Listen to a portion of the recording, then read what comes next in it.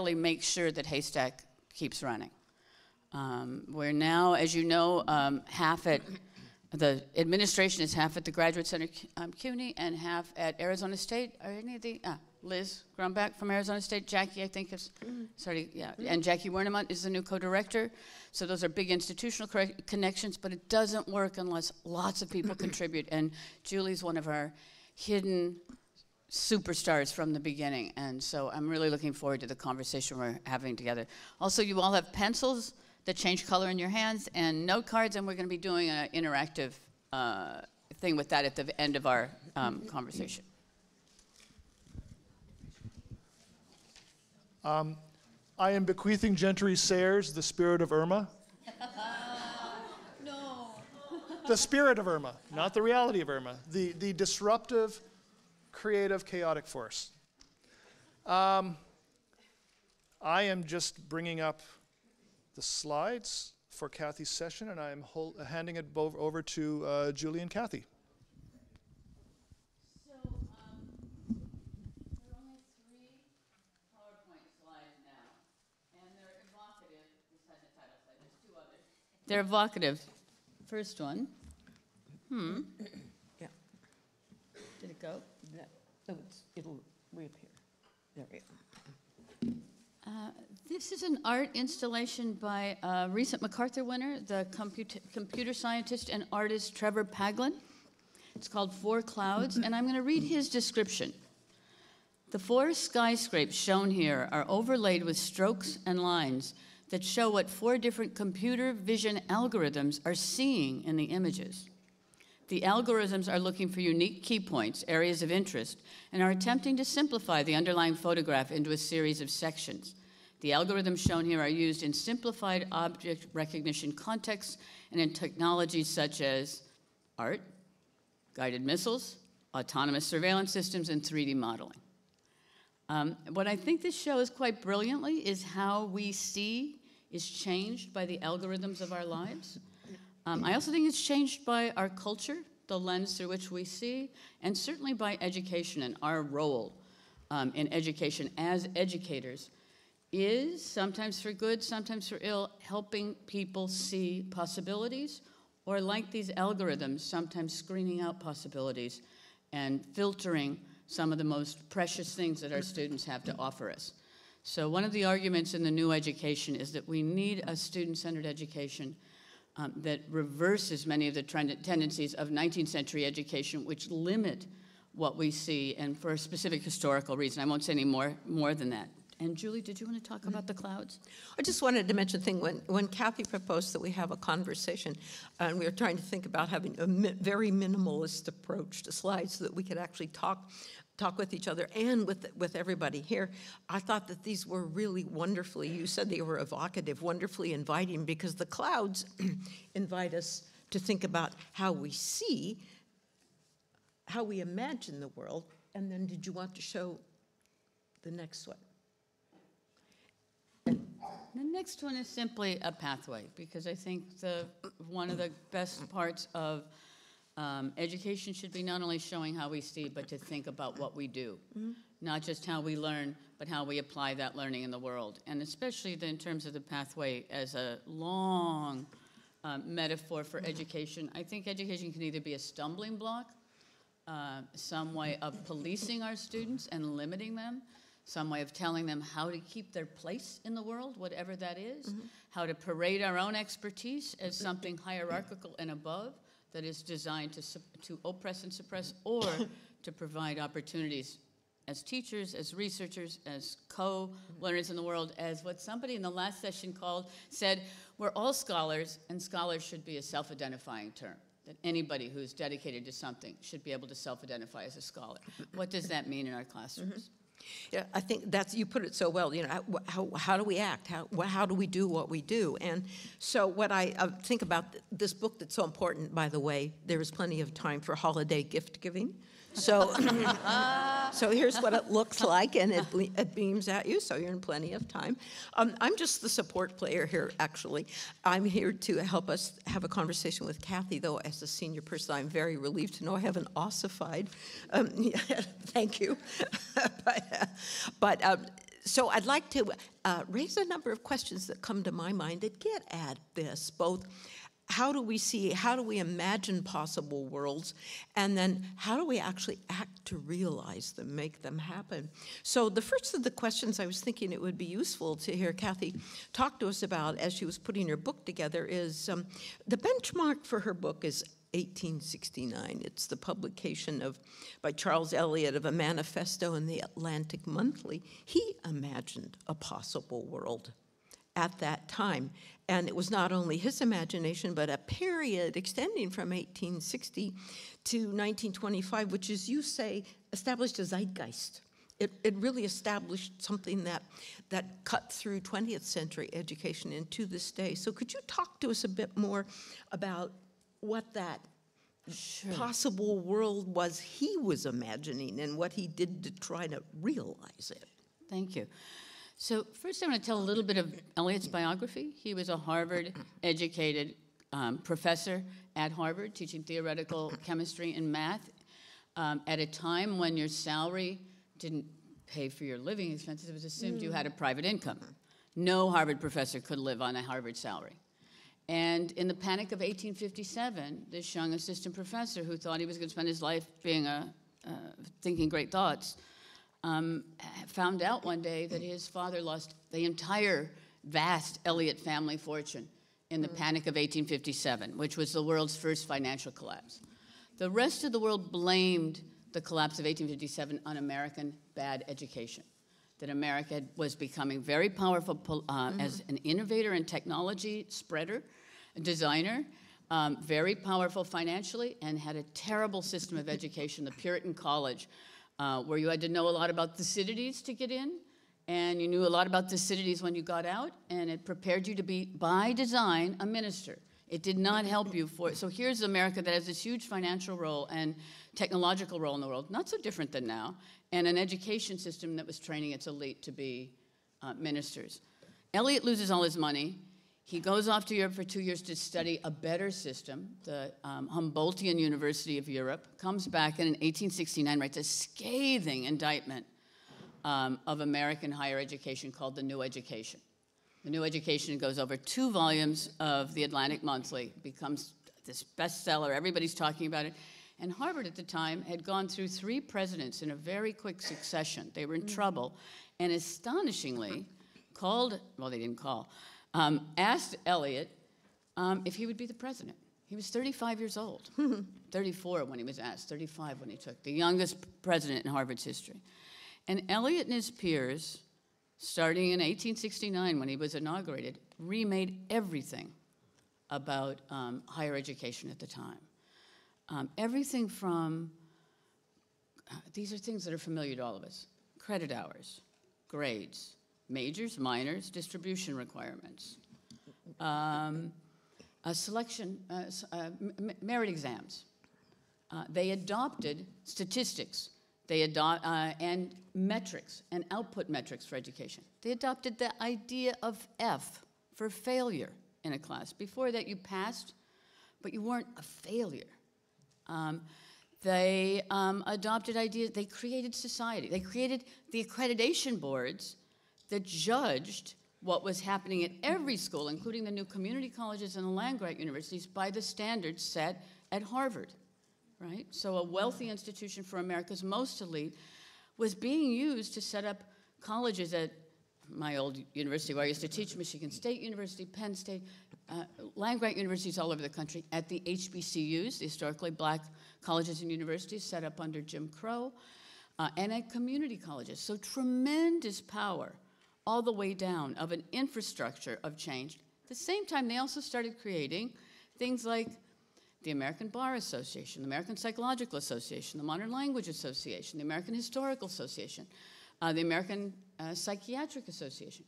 Also invented things like the concept of the adolescent, learning disabilities, giftedness. It's a whole repertoire of ideas that get catalyzed, identified, and talked about at that time period and are fully in place by about 1925. I use 1925 because that's the year the SATs get established. So not only do you have multiple choice exams, which were invented in 1914, but you have multiple choice entrance exams, and then finally the establishment of a scholastic review board, and then the SATs, a commercial for-profit company to administer exams for entering students.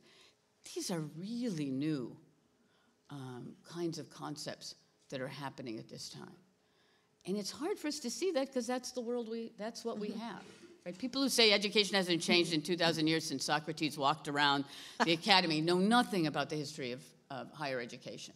Because in fact, this is a very deliberate, important change made not just by these key educators, but funded by the industrial philanthropists, otherwise known as the robber barons of the late 19th century. Why? Because one, they wanted to preserve an elite. Two, they wanted to educate a new professional managerial class, which was desperately needed for a new industrial age. All these new professions suddenly get codified, right? Before you became a lawyer by kind of going from high school to apprenticing to a lawyer. And there were law classes. There was nothing like a rigid formal review process that gets established then.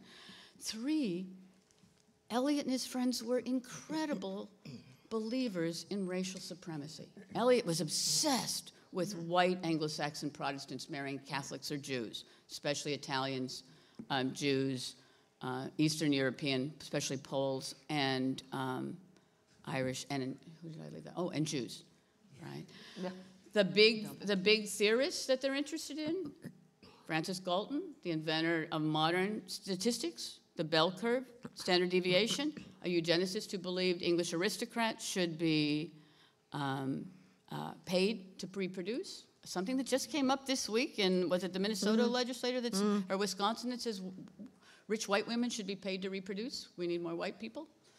And that poor people should be sterilized, right? Herbert Spencer, who becomes very influential as a social Darwinist and was one of the thinkers that was most influential, and Frederick Winslow Taylor, the great theorist of scientific labor reform. Very interested in quantifying the productivity of how much you're producing in a pig iron factory. Taylor was on his way to Harvard when he decided, like Mark Zuckerberg or Gates now, that industry was the place to be, and decided not to go to Harvard and entered a pig iron factory as a manager, and then became this theorist of the industrial age. His first academic job was at the first, one of the first freestanding academic business schools in America, the Tuck School of Business at Dartmouth, where his job was to take scientific labor management and translate it into scientific learning management. That's the world we have, created for, in higher education, created for a very specific time and place. The one thing Eliot does not change in the Puritan education system is the humanities, European, Greco-Roman foundational required course. He also invented electives. He and his peers invented electives. But everyone should be required to know the great books and the Greco-Roman tradition, ironically, so they can be pure Anglo-Saxons. I don't quite understand how we go from Rome to Anglo-Saxon, but the foundational idea that this is the Western tradition and it must be preserved. And that's a legacy and inheritance we all have now. In constructing that inheritance, I think your metaphor of the clouds really works well here, because it's what we see, and sometimes we don't see something because we're living in the midst of it. So an important part of your reconstruction of the 19th century zeitgeist here is to say that it's not just confined to the 19th century. So there are things you've presented us with that we recognize: credit hours, SATs, professional organizations, Fs. And so that's very helpful.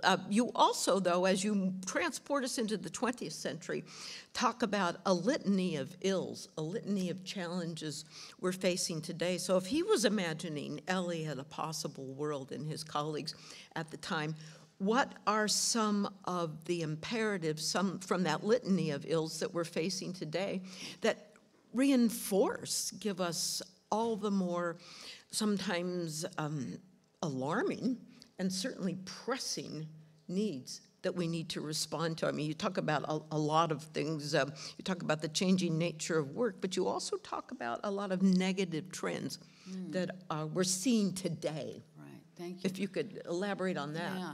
So the positive part of looking at the history of the forms we've inherited is if Eliot and his peers could make all of those changes in the 19th century, If we want to, we can make changes now. They built structures that now need to be changed. I'm not sure it's harder to remake structures than to build them from scratch. Right? So I do think that we can change. Two, I think we've had the last 10 years of horrible reform movements. I think the superficial, crazy, technology will solve everything. It's going to, right? There's a chapter in the book called Against Technophilia, and there's another one against technophobia. And again, I don't remember which one it's in. One of the chapters is about MOOCs and the promise of MOOCs. Thomas Friedman, the New York Times columnist, said, this is not only going to bring down everybody's tuition, it's going to end world poverty, right? I mean, what insanity, right? That those people, he knows nothing about technology or learning, right? It's crazy. The other one that seems crazy to me and a challenge is the skills training, the focus on skills training. When everything we know, every industrial study we know, every other study we know about who advances in the world, it's not the person who has immediate skills. That helps you get a first job, but not even a first job now. The typical easy, low-level STEM skills training without understanding the social and intellectual and human implications of that, maybe it'll get you a first job, but it'll also get you made obsolete very, very quickly. Right? The companies that are now technologically training you online, paying your tuition in order that you then work for those companies, and there's several of them now, are basically Uber, right? They're outsourcing low-wage, no-benefit kinds of work. A recent study came out just a week or two ago by economist at Harvard and another one at Princeton, showed that 94% of the job growth in the last 10 years has been in casual labor. We know what that's done to our profession, right? 50% of our courses now are taught by adjunct labor, no benefits, no futurity, part-time, terrible wages, horrible exploitation, no voice in the academy. That's what most of our students are facing. And so if Elliott is creating the pathway to professionalization for professional managerial class that's gone through enormous disruption, not in a positive, disruption, not in a positive way, but in a pretty catastrophic way. How do you train people now, not only to be prepared for a world of constant change, but maybe to say enough, right? In the late 19th century, we had Wobblies who said, we don't like, we don't care if Winslow Taylor tells us this is efficient. We want worker laws. We desperately need a jungle for the internet age. We desperately need an unsafe at any speed for the internet age. We desperately need something like IRB or at least ethics procedures for algorithms that automatically steal and misuse our data. Right? We've created a world like the industrial world, where at first it was all just completely in the hands of a very few elite people who could make maximum exploitation and profit from a mass of people. And we've replicated that now, and in fact have pretty much ended the union movement. And we need some students, and all of us, students at any age, to be more aware of how these technologies work in our lives, what the benefits are, but also what safeguards there need to be. You can't sue the maker of software, right? There's no culpability for Facebook in the kinds of things that it is generating. There are 2 or 3 levels down, but on the level of the algorithm, not culpable, right? That's weird. We need an education that makes us aware of what we can do at this point in the social world and technological world we're living in. Thank you. I think we have time for one more question, if we could. And switching from the cloud metaphor. Pardon? Okay, go ahead. No, it's your show. Time to think in switching from the cloud metaphor to the pathway metaphor. As we start to imagine a new possible world, you've given us some literature to help us think about that. You've also given us models that you visited and you spoke with people. What do you think the key elements are for that pathway? What can we concretely do and must do to change that zeitgeist? So, thank you. That's another great question. First of all, I think pretty much the whole laundry list of things that Eliot and his peers invented between 1869 or so and 1925, we kind of need to redo all of them, or really think of all of them. After this is over, I'll put up on, and use a HASTAC 17 hashtag, I've got one of those PowerPoint slides that all the books say, don't ever do a PowerPoint like this. And it's just to show you how many things get invented at this time period. I mean, literally thought through, because one of the things Eliot and his peers were very good at was realizing if you don't change assessment, you can't really credential, right? And conversely, if you're going to change the way you credential, you have to change the assessment systems. If you're going to preserve the elite, but pretend you have a meritocracy, you have to create assessment systems that have inequality built into them. And I'm sure you've all seen that display that they sometimes do where they'll show SAT scores in America, and you see a map of what the high, low SAT scores are in America. And then that slide comes down, and you see the other one. School districts by wealth in America, right? You can barely, you have to really look to figure out which is which, because the map of income and the map of SAT scores is almost identical. That's not accidental. Lonnie Guinier famously has called that the tyranny of meritocracy, right? Not only do you get into Harvard, not only do you have all the advantages of being an elite, but you get to think that it's your doing. You merited that. Well, sure, you worked hard, and of course you merited it, but you were given a million advantages to make that happen. Our profession is another one, and I am going to flip it and talk about the good things. For all the criticism we get as a profession for being liberal and progressive, right? Our race and gender data, statistics, demographics now in the professorate is worse than it was 20 years ago in 1997. And if you put our gender and race demographics up in terms of the hierarchy, not only numbers at each level, but how things progress up to the hierarchy, and you put up the same demographics for Fortune 100 companies, you can't tell them apart. So if we're spending all this time doing race theory and gender theory for a generation, and we haven't changed our own who's replicating us as professors, maybe something's wrong with our ideas of replication.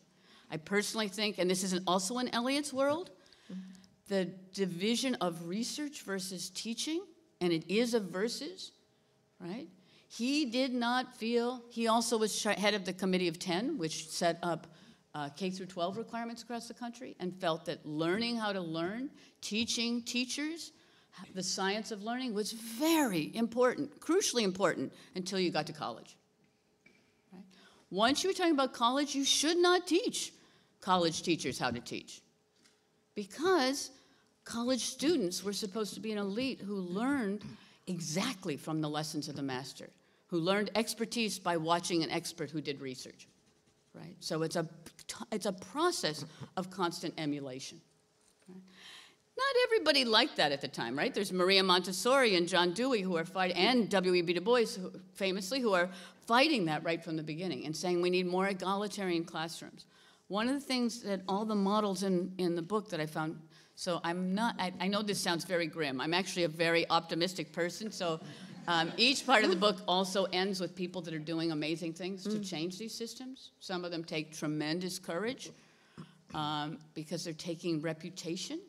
Okay, the other key fact about higher education, unlike K through 12, doesn't matter if you're at Harvard, LaGuardia Community College, Penn State, USC, it doesn't matter where you are, you're in college voluntarily. There's no law that says you have to be in college. We humans aren't so good at voluntary activities that are good for us, right? You know that the business model of your local gym, the business model, it won't break even if 80% of us who pay a year in advance for gym memberships are still going to that gym by the middle of February. Yeah. If we buy in January, which we all do, if we're still going after February, their gym is losing money on us. It's counting on us not to be able to stay the course on something that doesn't have a... Students stay in college for 4 years. Right, and in an atmosphere where these idiots who are reforming college are saying college doesn't count anymore. Wow, that's kind of astonishing, right? And you know, the typical let's attack higher education is climbing walls, right? Schools cost so much because of climbing walls. Thank you. Does that mean we can have one more time for one more question? Yes. Yeah, great. Oh, we do. Great. So, I think whatever helps students stay in college is great. Most of our students, over half of our students today do not conform to the so-called traditional student. They don't live in dorms. They work half or full-time jobs, food security, insecurity, housing insecurity. They commute to work. They don't have a cohort. And just this week, an amazing thing happened where the College Standards Board changed its evaluation of graduation. Before it used to, one of the rankings was the schools that have perfect graduation rates versus the ones who have terrible graduation rates. So community colleges looked awful, with no factoring in that Harvard, which has a 97% graduation rate, has, I taught at one of those schools, a wonderful school, like I taught at Duke for 25 years. If my freshman didn't show up to class, I had an advisor at my door finding what could we do about the freshman. There are not advisors at most community colleges where students are working full-time. Oh, look at the CUNY students are all nodding, right? You know, it's sink or swim. Before, until last week, you know, schools were penalized if they didn't have a great graduation rate, with no looking at the human factors that go into how you can, what happens if you're working full-time? How do you stay in college? Of course, you're taking classes part-time, right? Or you're juggling all kinds of things. Okay? So all the programs that I looked in here that are positive, so I'm going to go to the next question, are programs that, whether they're at Harvard or Stanford or at LaGuardia Community College, are taking into account who are the humans, the people in our classrooms who happen to be students. Right? They're not students. They're not only students. They're also humans with a variety of different kinds of things they bring into education and things they bring out. So there's a chapter on what every college can learn from community college. The president of LaGuardia Community College, Gail Mello, says, our job is so much harder than the selective jobs of Harvard and Stanford, because our job is to select the top 100%. And if you think it's easy to think, who are we missing? And how can we make a college education for students who have no high school degree? How can we make a college education for people getting out of prison? How can we make a college education for people who don't speak English as a first language? How do we make a college education for everybody so that they leave a better person than they came?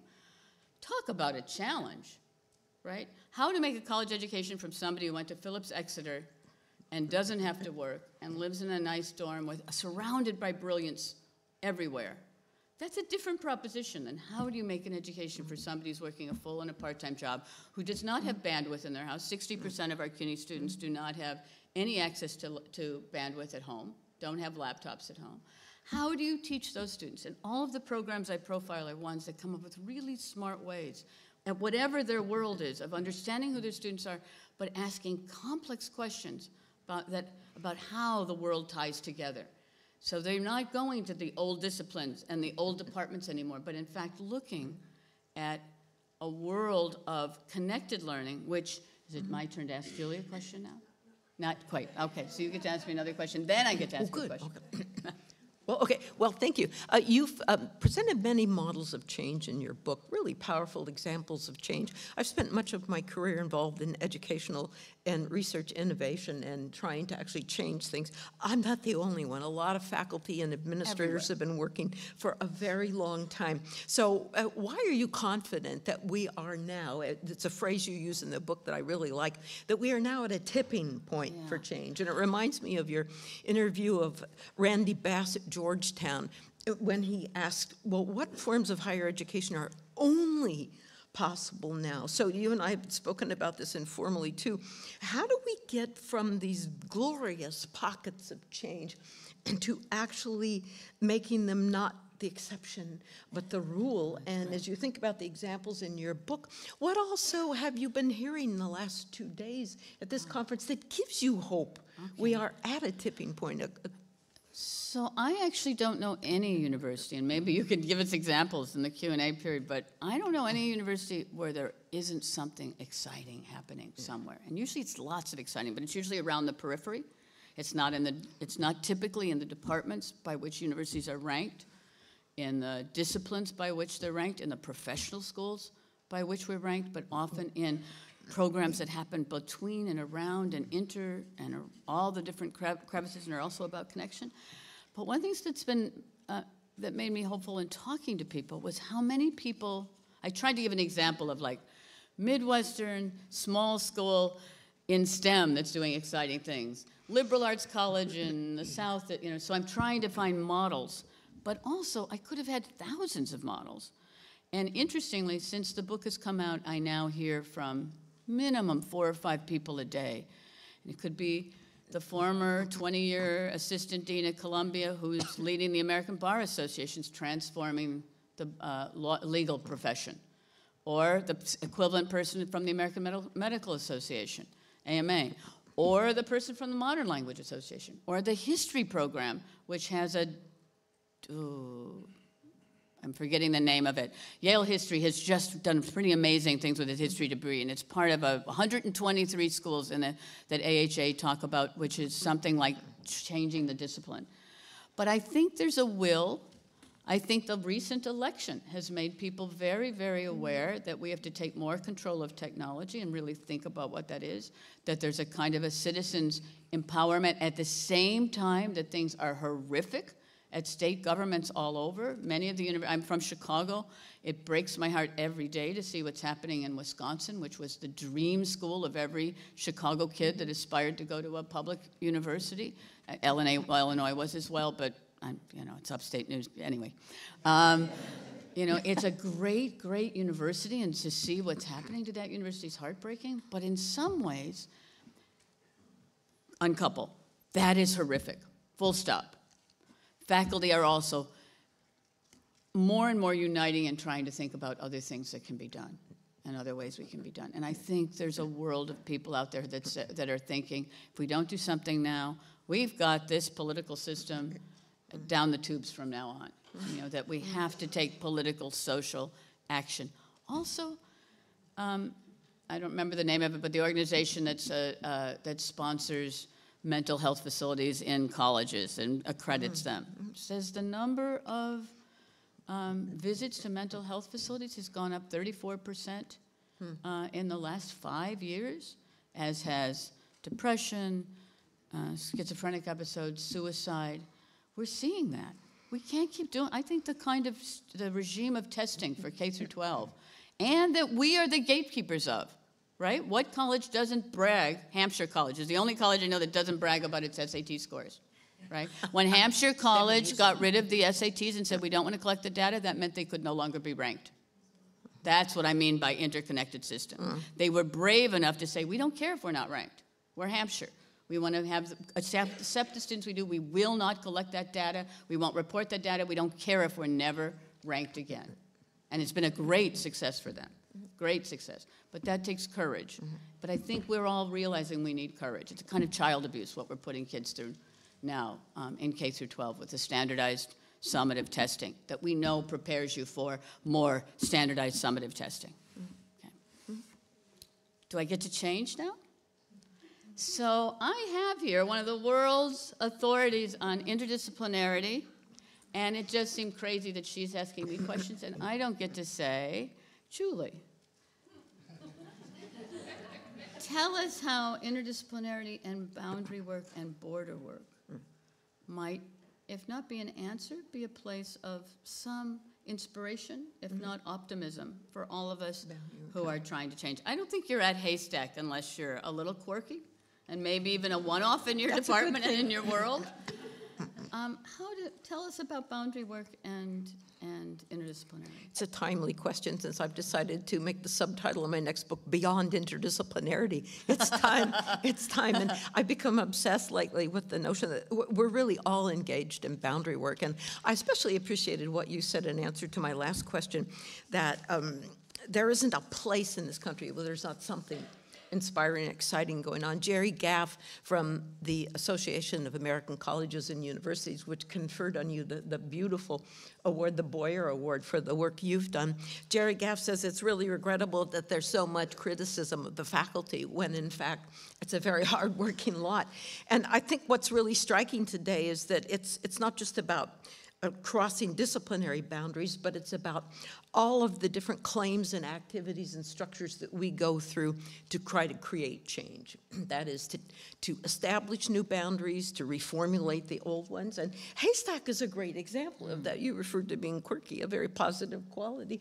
But HASTACers are really a great audience for this because the work, even in the last 2 days, the work I see from HASTACers, having been involved since, oh gosh, what was it, 2006, they're working across disciplines, they're working across interdisciplinary fields, they're working across occupational professions, and I'm thrilled we had so many librarians here in attendance today, and they're working across public and private sectors. It's also been very thrilling to come here and hear people talking about engaging with communities, many different kinds of communities.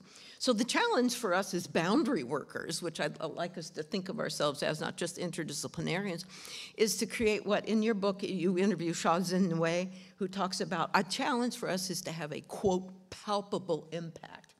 That really stuck with me, and I think one of the things to think about in a book is to be asking yourself, not only what did I learn from this book, but how do I engage in it? How does it have meaning for me? And it certainly did in that regard. I was struck by a number of other concepts, too, that not only engage my work, but HASTAC values, the central values of HASTAC.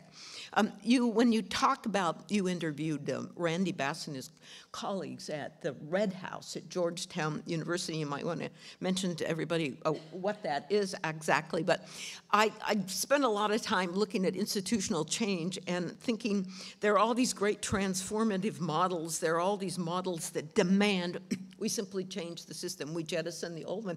But the whole concept of rebundling there that you introduce as a major concept in your own book is that you don't jettison everything.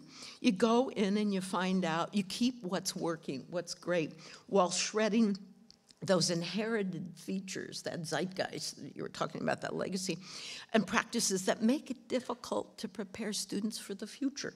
I think rebundling just really is a powerful concept for all of us. There's also a wonderful HASTAC concept. How many of you are familiar with the term mobilizing institutions? I rather imagine a number of you are. You can find this on the internet still. Kathy and David Theo Goldberg, her cohort, her colleague, her partner in crime in founding HASTAC, speak in the future of learning institutions of the institutions as mobilizing networks. And when they first proposed, remember you asked all of us at the time, what do you think, how should we define institutions? And I couldn't at the time think, well, why did they do mobilizing networks? But it's about that fluidity. It's about making change. And so the kinds of traits that you identified for making future institutions mobilizing, not static, are very much like the kinds of things you talk about in your book. So those key traits for the future of learning institutions are you decenter pedagogy, you make horizontal structures, you concentrate on connective credibility. You create those worlds. It's great. And one of our HASTAC colleagues, Anne Basalmo, has a wonderful way of talking about this that I think is very much like mobilizing institutions. She talks about spatializing practices. So when she talks about that, she goes to Desserteau and borrows his distinction between place. A place is an institution such as a university or a school, but we create change by spatializing practices. So space is not static. It's a way of creating a practice place. So we remake that. And I think also extremely powerful concept in HASTAC. When I was looking around to see how people were starting to work in HASTAC. You and Fiona Barnett and some others were talking about how, well, our way of working together is collaboration by difference. And this really stuck with me because I work with the Science of Team Science Network and with transdisciplinary networks in Europe that are doing collaborative research. And it's not thinking about conflict, collaboration as conflict, but it's thinking about it as a diversity that enriches. So to me, it resonates with a lot of what I've been thinking going further to the next step. So those stuck out in my mind, the notion of we create palpable impact, not by throwing out the baby with the bathwater, not by just jettisoning the whole system. That there are days we wish we could, but that's not going to get it. That's not going to create the kind of rebundling that is really rich. We don't throw out everything, and then we mobilize. We spatialize. We don't just stay in a static place. And then we do it together, but we do it in respect. So if maybe in addition to just mentioning to everybody what the Red House is, you might, if you had any thoughts about how those stuck with me. But it is, let's all think about how does this, as we go home after reading the book, what does it mean for my work, your work?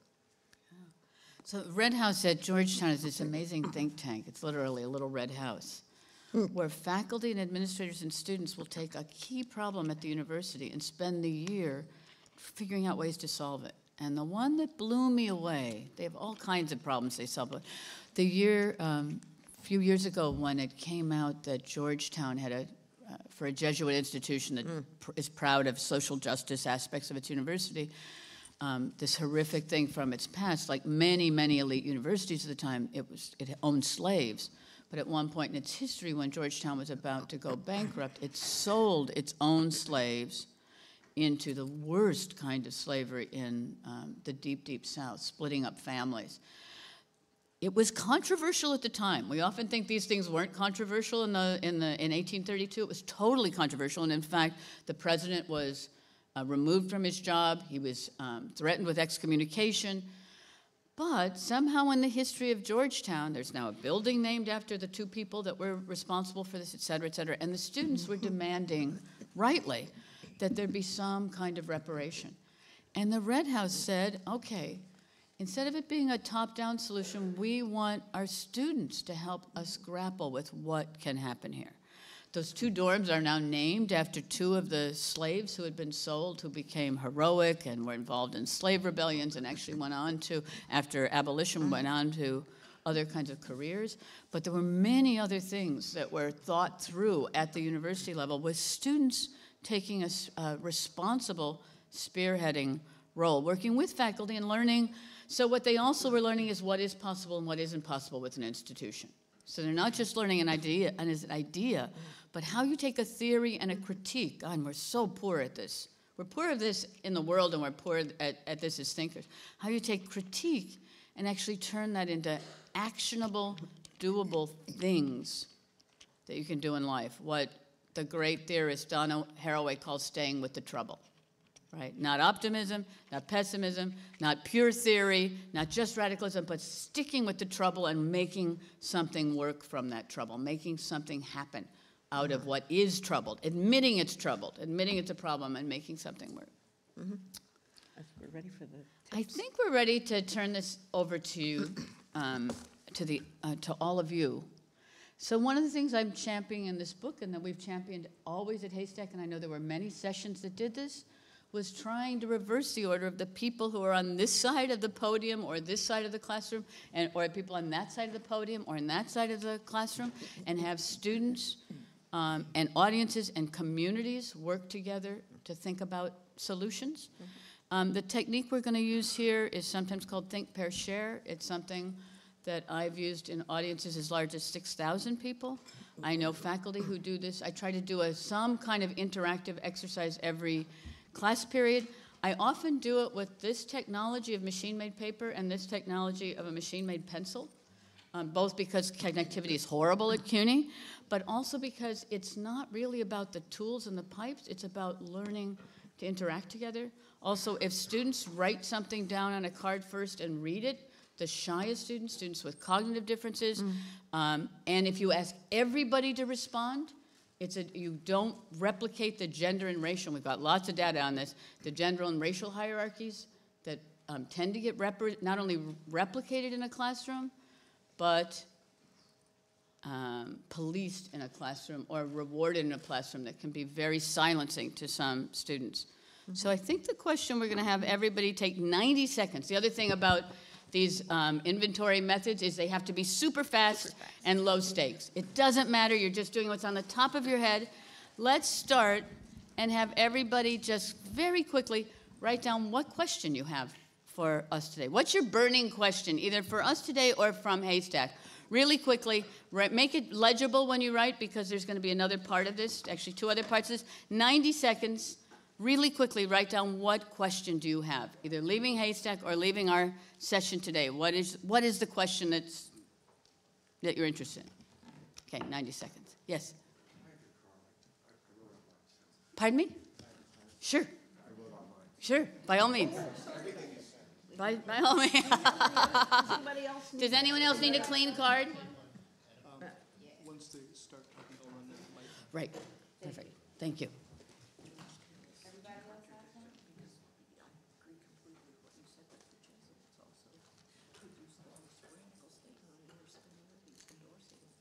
On who? Really? On fighting it or endorsing it? Oh, fantastic.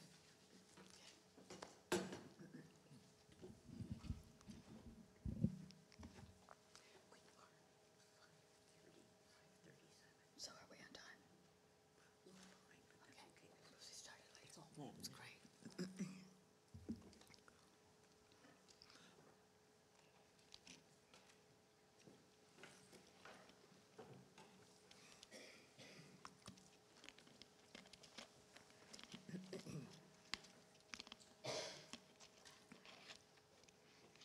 Is it 90 seconds?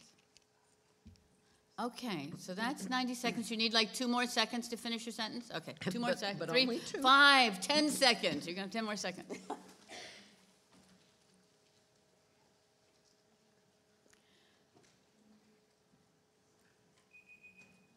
Woo. Wow. Woo, okay. time. So if you're doing this as a formal think, pair, share method, that's the think part, where you actually have people think of something really quickly.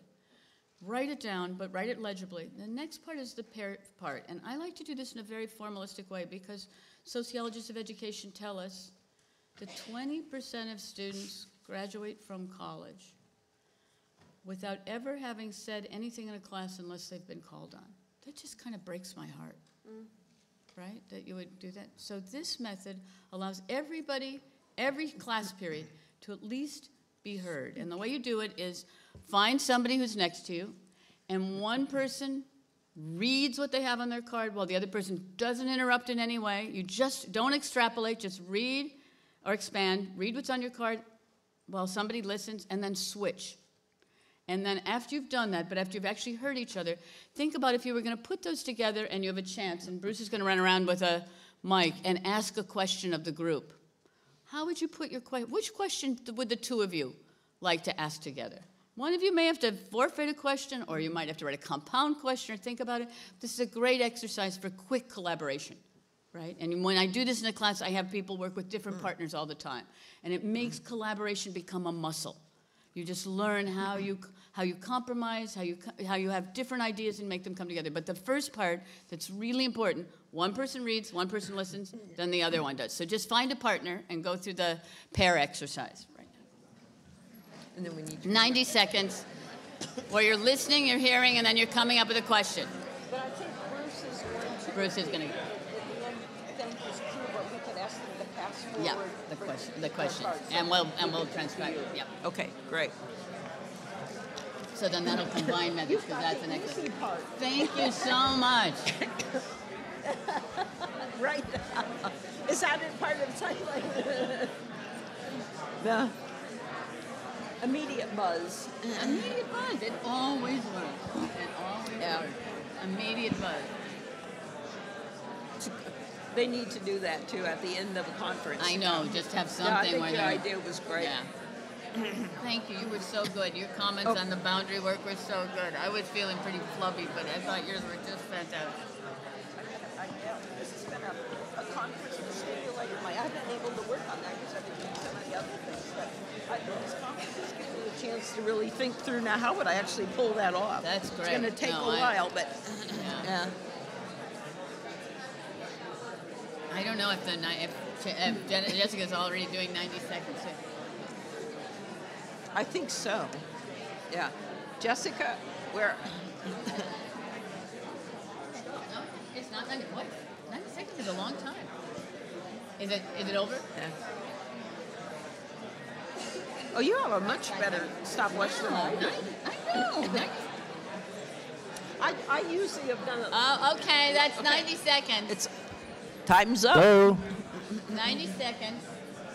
So there's so many great things about not being able to call back an audience. Don't you want every class to be able to have students fighting to be able to continue talking about an intellectual subject? I mean, all the research on these methods it increases motivation. If students know they're going to be inventoried, look, there's still people talking. The people, yeah. That's fantastic. That's the best thing you could possibly have, right? That they're so invested in their ideas, they don't want to stop talking. How many of us leave classes, however, where we think our students never heard a thing we said, right? All of these methods, and that was 180 seconds, right? So I do this every class.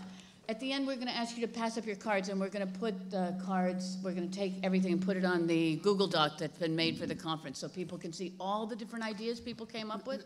But Bruce is also going to go around and ask questions. This other method, so I just merged two things. This is often called an exit ticket. Oh, if you go to Pedagogies of Dissent, I'll tweet it out. I wrote a blog that has some of the rationales for all these methods, spells out the methods in details, and has a bibliography of research studies about these kinds of methods. The other thing about these kinds of methods is not only motivation and all that, but you get a great temperature read of where your students are. I've got a friend who teaches at McGill, and he has 600 students in the class. He does this next part, the exit ticket, where you have somebody write down one idea. So his favorite question is to ask, one thing that's going to keep you awake tonight? And if there's nothing, what should I have asked that would have kept you awake at night? What's bothering you that would have kept you awake at night? And then he collects those. He has people sign them, so it's roll, right? In a lecture class of 600 people, he's got to wait. It's like a pop quiz. And he then bases his next lecture on the cards, and he'll refer to it. He'll use people by say people by name, but he has this great temperature read of what people care about, what they're understanding, what they're not understanding. It's a fantastic way. But it also, students, again, sociologists of education test these things. They read more when they know that even in 180 seconds or 90 seconds at the end, they're going to be asked, what's going to keep you awake at night tonight? And that's going to be in the next lecture. It's such a low stakes, easy way to change the classroom. And I had, after I was calling for people's attention back, there were several people that want at least another 180 seconds. Right? You want that, right? Don't you want your students fighting for their intellectual life like that? That's an amazing thing. It works. It will never not work. Right? That's the other amazing thing. It never doesn't work. It's the other one of my students taught me last time is an entry ticket, where she has students come in. I didn't invent a single one of these techniques. I stole them from much smarter people than me. Some of them go all the way back to the Wobblies or to the early civil rights movement or to Erica Huggins, who is the educational theorist for the Black Panthers, who was also a Montessori teacher and was bringing in things from progressive education into social action groups. The entry ticket that I learned from my student is have students come in and copy out one sentence that they're going to read to the class that they were either excited by, hated, or just somehow confused by in the reading from the night before. And there's something about the act, for shy people especially, and for people with cognitive disabilities, writing it out and then reading it. People who are terrified to talk will talk if they're reading off a card. It also controls who talks too much, because it's hard to be an introvert and it's hard to be an extrovert, right? Those are both roles, social roles. right? So having that little control helps. So what Bruce is going to do is go around and ask people to, you can raise hands in this situation or whatever, but try to just read off the card and just see what that's like to have somebody just read something that's scripted like that. It's very powerful. Hello. Okay, I have a question. It's what methods or new practices can be implemented to tip the scale of higher education so that it is more inclusive or so that there are more advantages for the underprivileged? So we can both answer these. Needless to say, the first one is free tuition, more scholarship funds for people. I'm actually not a huge fan of free tuition unless it's really free tuition and supplements for those who, for whom tuition isn't the biggest issue. It's how you live while you're going to college. You know, it's everything else. So that would be a number one. Changing our obsession with standardized testing is another for who gets into college and how you get into college. Test scores are so prejudicial, and there's so much based on the kind of preparation you have for those tests. I'd get rid of, I'm a math geek. I was a math geek my whole life. It's a weird thing that I ended up going into the humanities, but I think that we should get rid of algebra as a requirement. There are many phenomenally important kinds of mathematics that take a mathematical skill, real skill, everything from statistics to other forms of math literacy. But algebra is the number one reason why students don't graduate from high school, and it's the number one reason why students don't, after food insecurity and housing insecurity, don't graduate from college, right? So I think we have to come up with, and I know so many brilliant technology. I'm on the board of Mozilla. Half of my friends on the Mozilla board are, they invented the internet and they didn't pass algebra. So there's, so those are three good basic places to start. There are many others, but those are three I would start. Finances, entrance exams, and requirements that really are legacy requirements that don't make sense. I just add that at the back of the book, there are two sections. The book now in its third printing, so be sure to order quickly. There are now new copies for ordering.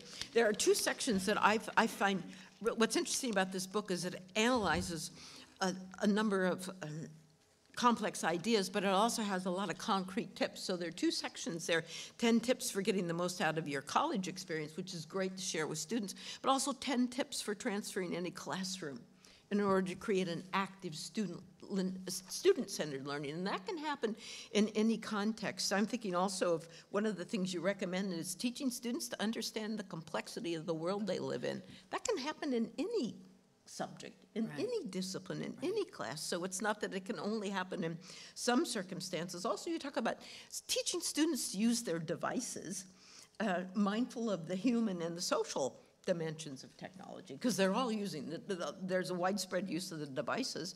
And then also just taking a qualitative approach to data. So, but I especially recommend that. I've shared this with some former students and with colleagues, the 10 tips for transforming any classroom. So those are great practical ideas. We're all looking for ways to get it going. And what's so great is that they're so applicable in such a broad range of contexts, so doable. Yeah, I'm Barry Maurer, also at UCF. I'm at UCF here. The question is, how do we deal with a student population that is largely delusional? Do we need cult deprogramming? And by wait, how do we deal with what? Say it again. A student population that is largely delusional?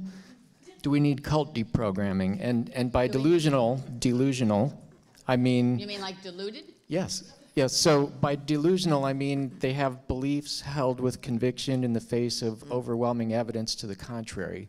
So many of our students, for example, here in Florida believe that the Civil War was not fought over slavery, and it's almost impossible to teach them otherwise. That's a great question. So, yeah. I never try to undelude students, never. But I set them challenges. So when I used to teach, for many years I taught the period from 1865 to 1915. And I would have students do projects on the Statue of Liberty. And I'd have them do class presentations on the Statue of Liberty. And then I'd have them do projects where they would look at newspapers from the 5-year period before and after the Statue of Liberty. And I wouldn't tell them what to look for. I would just say, go look at the same papers and find out what else is happening. And they were shocked at the Chinese Exclusion Acts that are being passed at the exact same time as the Statue of Liberty saying, bring me your tired, and I'd say, let's talk about that, right? So I think the way you undelude students is the more you talk to them, the more diluted they're going to become, because then you're setting yourself as a binary. You're setting up as the person who's telling them that they're wrong. But if you send students out and make certain kinds of requirements for what counts as a source, and if they don't believe the sources, then make it imperative on them to argue against the sources. I think they often surprise you on what they come up with.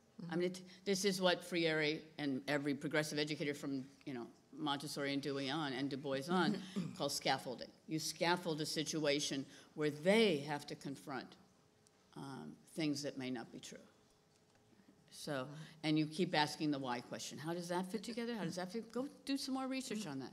So you make every student a researcher of their own delusions, right? But you don't call them delusions. That's a setup. Exactly. Right?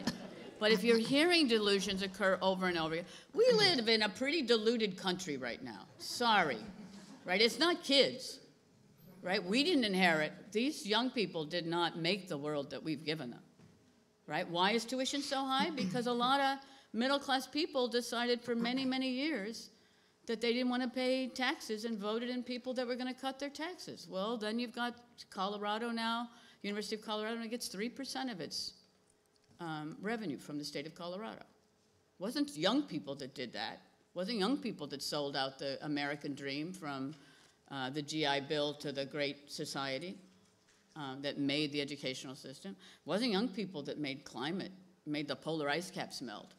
If they're delusional, maybe they're delusional because they've inherited a pretty crappy world. And that's our fault. So the book is... The book is dedicated to millennials and all the generations that come after, because I think they've been given a raw deal. And it's incumbent on, there's a lot of P words, I don't remember what they are, professors, pundits, politicians, parents, to make right what we've screwed up and give students a better chance. My God, you have to pay this huge tuition, and you don't know if you're going to get a job, and 94% of the new jobs that have been created are casual labor, and you're not supposed to be deluded. I'd be doing whatever I had to be deluded right now. I mean, I was not a good student. I mean, I was the kid who kept getting kicked out of school. Boone High School, bless your heart, Boone High School expelled me a couple miles down the road. 4 times. Four times. They only expelled me once and kicked me out once. We got to be accurate here. That did 4 times. But if I'd had to deal with students have to deal with now, and I'm old enough to have been in the Vietnam War. It wasn't a picnic. But I think the world students are inheriting now is so overbearing. And we tell students college education doesn't matter. Right? Here's a data point that people need to know, because you always hear that students today don't make as much money as students before. Well, the casual labor certainly helps that. But the other factor that helps that is the school-age population now is 60% female. And the majority females still go into the so-called feminized professions, teaching, library, healthcare, social work, which are capitalism does not explain the price points of those occupations. There's right now a teacher shortage in 50 out of our 50 states. 50 out of 50 states, and it hasn't budged the salaries of teachers in public schools. That's not capitalism, right? Capitalism is supposed to be supply and demand, and right? We have a teacher shortage in 50 out of 50 states. I want to be delusional. I don't want to deal with this world. Yeah, sorry. Speaking of delusional people, I had never thought about this, but I really grasped the importance of what you're saying about not blaming people. I'm reminded of a student I had who'd been seduced by a Holocaust denier. And in our senior capstone course, where students write an undergraduate thesis, she asked me if she could do her senior thesis on Holocaust denial. And I said, yes, you could, but you have to meet the criteria we have for quality, valid research. So it was several weeks. After several weeks, she started doing some research, and she found pro and con arguments. But then she also found her way to drawings of the death camps. And she came to class one night and said, how could anybody not believe this happened? And I remember being royally condemned by a colleague who said that I had no right to even let her go ahead on this thing. And he even said to me, after all, you have a Jewish last name. What do you think you're doing? But it was that letting her find out what research really involves. And it doesn't always work, so that's why I appreciate your question. It doesn't always work. But I think the other thing is that every class is a potential learning community. It's not just these really cool, alternative, innovative enclaves we call learning communities, which are terrific, but every class should be a learning community. Yeah. So I want to ask the structural question instead The of what the question? structural question instead of the in the classroom question. So our question was, what concrete steps can we take to address the labor issues in the university, and how can our critique, which we are very good at, I think, in regard to that, actually become positive action, to use your term? So I've been chastened by this recently because I think the one statement in the book that I repeat like 4 times is that we have sold our souls by not fighting for, I assume you talk about the contingent labor and adjunct labor, that we've sold our souls by even allowing that to be possible and not marching every day about that and fighting. In the world I live in now, where contingent labor is equally as a problem with other places, there's a schism in the adjunct community between those who would like well, actually, there's been some progress. There's now three-year contracts for adjunct workers at a number of the CUNY schools, and that was contracted by our very strong union. So that's one thing. We have a very strong teachers union. At 25 years at Duke, all I heard was that unions were the worst thing that could happen to higher education. I love being in a union. Yes. You know, it just makes things fairer, more clear. I get in trouble for various things. I don't care. It's so much better than the hidden sleight of hand meritocracy of not having a union. I'm a big fan, so that's one thing. But I do know that within the ranks of adjuncts, and I don't feel qualified to speak for adjunct professors, there's a debate about whether you give everybody. You now say that all future contracts are going to be have benefits, have a futurity of one kind or another, and if that will be prejudicial against people who for the last 20 years have working, you know, at 5 different places, teach, you know, et cetera, that'll recapitulate the meritocracy and the hierarchies and the unfairness of the tenure system. So it's a complex. I know the problem. I know one of the solutions to the problem is collective action. I also know that the action that's being, some Canadian scholars recently asked me to come down to support them, and I just felt like I understand the complexities of the issues enough in the solution side, and I don't have a solution myself. I don't know what to do, but you know, how you address the problem of somebody who for 20 years has been an adjunct. And now if you make the systems fair, they're the people that don't have publications, of course, that, you know, that are the most fragile, and they're going to be screwed again. So, and if you grandfather all those people in and give them tenure, the numbers don't work out, and it means you don't hire anybody in the future. So that's the catch-22. That's a real situation. And in my world, I don't know if that's true in other universities right now, that's a battleground where there's really it's a sad thing because it's dividing adjuncts and people who are contingent labor against other people with different interests and different life circumstances that have led to being in contingent labor. Exactly, Pardon me? yeah. I said exactly. Yeah. Of course. Right. Yeah. Right. Yeah. Yeah. I'm glad you raised this. I despair over this one, but I have seen 2 things happen, not just on my campus, but elsewhere. The turning of the adjunctification of faculty into dignified labor. Full-time instructorships is one innovation that's going on, giving people who've been spending their careers investing in an institution, giving them full-time jobs. It's not in part of the tenure track system, which is a problem, but it comes with benefits, and it can, in some institutions, create extended employment. I think that's one positive sign. And I do agree about unionization. I come from a campus where the AAUP had a strong partnership with the UAW. I still have my UAW picket sign behind my office door at home. So these kinds of, there's a movement towards a pressure, and it's keeping that pressure on. But you're right, we have a responsibility to be part of that pressure. Right, definitely. Not just in our privileged positions. There is a group of adjunct professors that are trying to fight against tenure and think that that'll put the pressure on. I just think in the world we live in now, wow, that's like, you know, there's such a fragile hold on academic freedom as it is, that's like one of those things where you give something up thinking, if you give up the only thing you have, you're going to get something better, and then you end up with even less than you had. You know, that seems like a really wrong way to go. Even though I have so many problems with the tenure system, that would be another thing.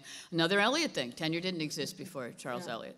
It was another one. Nor did sabbaticals, nor did pensions, faculty pensions, nor did living wages for faculty, all of those things as well. It's 6 o'clock. Yeah. So, should we leave it? Do you want to end at 6 or do you want to go a little longer? Well, we Your might have a your chance call. For like maybe one more. Okay. Maybe this side There of was the one room is right here first. underrepresented? There. Oh, there's You one. choose your job, Bruce. So we have a combined question. It's how do students make a difference when so many of the solutions actually silence us or selectively identify who can represent us in the conversations? Say it again. Yeah. So how do students make a difference when so many of the solutions that are given to us actually silence us and are selectively identifying those who can represent us in the conversations? Could you hear it all?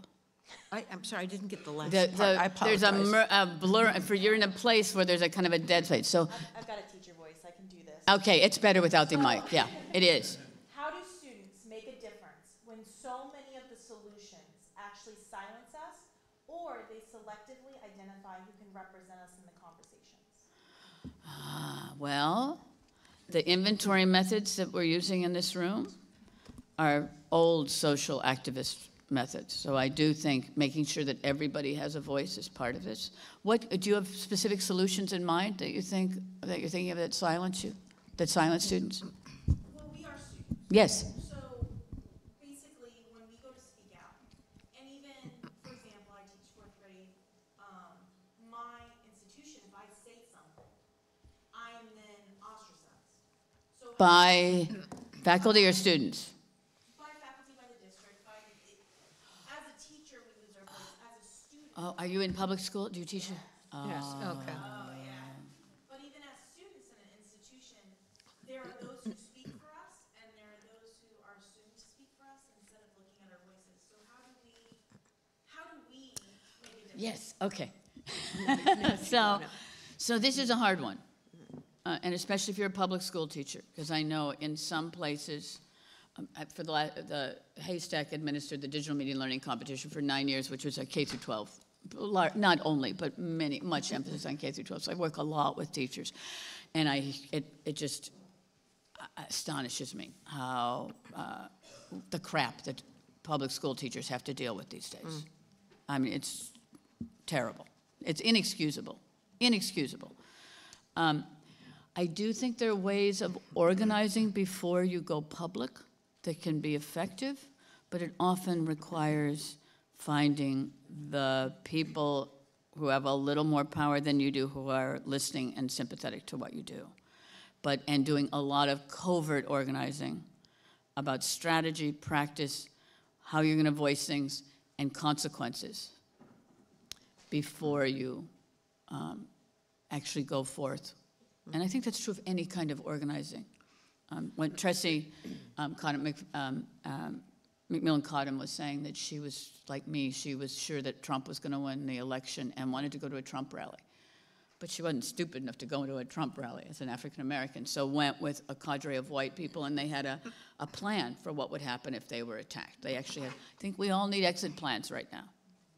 You know, we all need a plan B, and we need colleagues who have more power and more strength than us, who are willing to realize that we have something to offer too, and therefore willing to make coalitions to make solutions. but it takes a lot of organizing. I'm not going to, whitewash is a good word. I'm not going to whitewash that. It takes a lot of organizing and pre-planning before you become public, and making sure you've got you're watching your back. And if somebody tells you it's legal to walk on the street with a beer in America, do not. Last night I was with two Canadian friends who had a beer and who wanted to go out to the bus, and I said, "Oh, it's America. You can walk with a beer. I'm sure that's just a Canadian law." And I just about got us all thrown in jail. Don't hang out with those people. Make sure you're with people who know the laws, know the rules, know what you can do and what you can't do. Or only People in New you Orleans. can trust and who are sane and civilized people.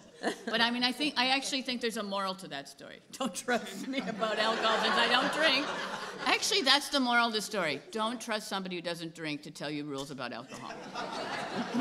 That's your solution. Sorry. We need to The wrap end of it the up, conference. but I think just to put it in another, thank you so much. I respect so much the work that you're doing. I think there's also another answer at the level of the individual classroom. I never teach a course where I don't end it, and this is sometimes very challenging, and I fail at times. Never let a student leave a course without having a discussion in the classroom about what's the relevance of what we just did. Absolutely. What value did it have in your life? And if it didn't, how can we think together about how it might? How will it actually shape your next step, whether at any age? If you're headed out of an institution of higher learning, how will it shape your choice of careers? How will you articulate what you were doing here? We do an often very poor job of teaching people to articulate the value of what they learned. So just, I know we're running on, but You're fine.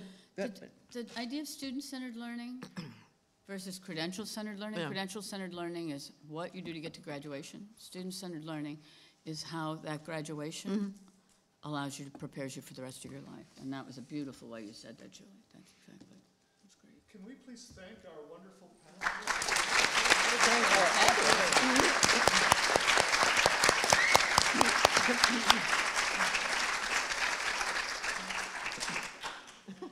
Thank you so much for that great finale to the conference. That I think it just kind of wrapped so many things up for us. So we are almost at the end here. So just a couple of things that we still need to take care of. Let me go through my, here we go, we did that. So a couple of things I'd like to mention. Number one, after this session is finished, we will have a book signing. The book store people should be back there. You can buy Kathy's book and she will sign it for you. She may even make recommendations on what you should do with alcohol in the signing. I don't know. She will sign it however she sees fit. So that will happen right after we're done here. It has been a bit of a tradition the last few times at HASTAC conferences to actually have prizes for posters. Yeah, you didn't know this, did you? Or did it again? And this time we decided to actually break into two sections, the paper posters and the digital posters, because our estimable judges convinced us that this is really just like, comparing apples to Cadillacs or something like that, just like totally different animals. And so that's what we're going to do. What we did here was to choose the top three. We didn't choose first, second, and third. We chose the top three of each of those categories, and each of those people will receive a certificate and $100. Yeah, groovy. So let me, without further ado, announce the recipients of the first group of prizes. That is Alexander Sandrowski, Dallas Little, and David Neville and Sarah Purcell for their paper posters. Congratulations.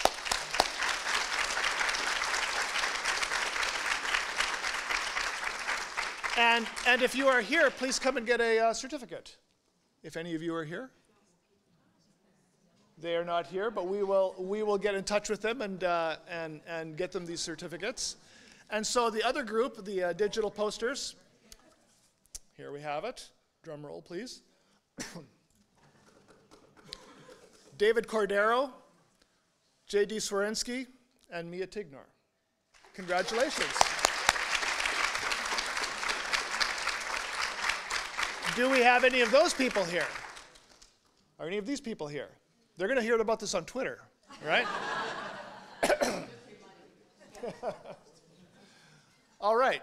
So I would like to wrap things up here by just thanking some people that made all of this possible.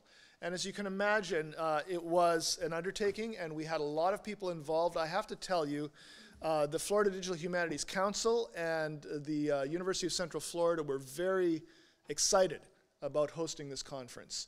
And that showed in the kind of involvement that we had from people. I'd like to start by thanking our keynote speakers and our plenary panelists for the fantastic job they did in starting and ending the conference. I thought those were just absolutely great. So thank you, all of you.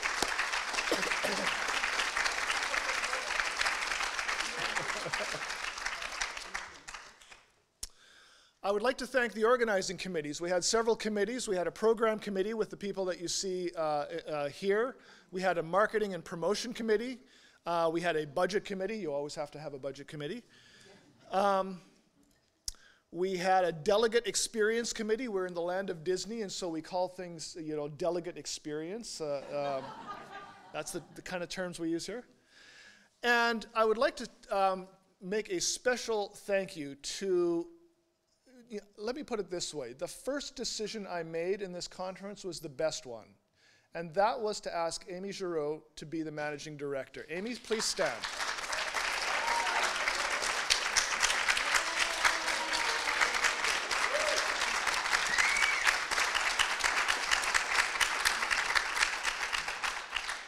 You have no idea the kind of hours she put in for this. I mean, think of a number and then double it. Because seriously, she was up in the wee hours of the morning. Amy and I share certain things in common. We're both obsessive, detail people in some ways. And so,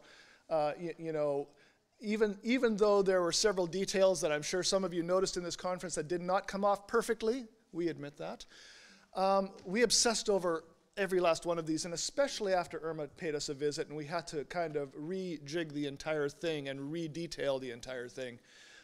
Amy just put in the kind of work that was just absolutely amazing, and so it's very hard finding that kind of quality, the kind of professionalism that she put to us, but thank you so much publicly, Amy. You were absolutely amazing in this.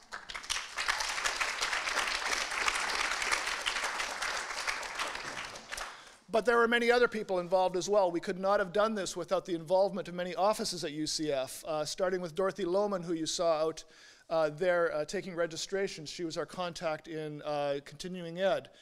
Visual design of Marcy Galbraith. The Hack the Abstract, is Bob still here? Yes, he is. Bob Clark, the Hack the Abstract project, which I thought was a lot of fun. Did you enjoy that? That was great, yeah. Feel free to steal the idea for other conferences. Signs, tech support, live streaming, our great live streamers back there. These are going to be up on the conference website. You can watch them later. Photography, I mean, all of this stuff, we just had people involved all over the place.